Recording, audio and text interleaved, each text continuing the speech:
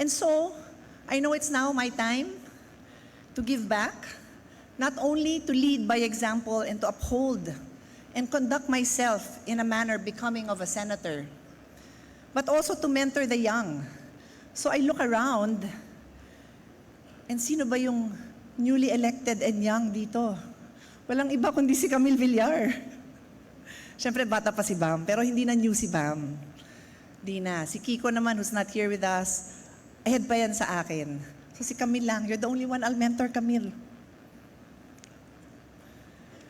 But to the rest of my colleagues, I look forward to engaging with you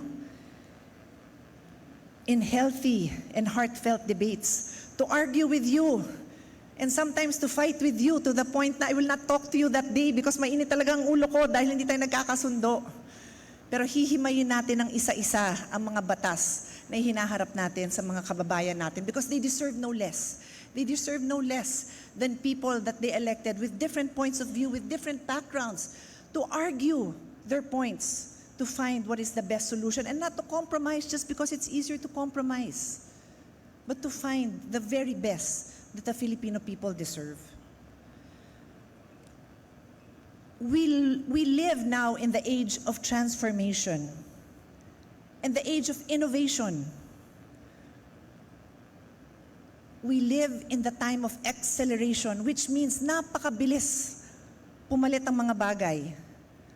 Most of us who were elected grew up with a rotary phone, with a typewriter, with a file of fax, with a fax machine, with a telegram. Ask your children or grandchildren sitting here today, do they even know those words? Telegram means something else today. I asked my kids if they knew what a file of fax was, and they did not know. So we must change. We must be willing to learn.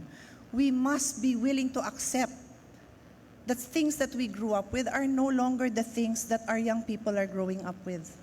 And we can only do that if we humble ourselves and begin to learn all over again.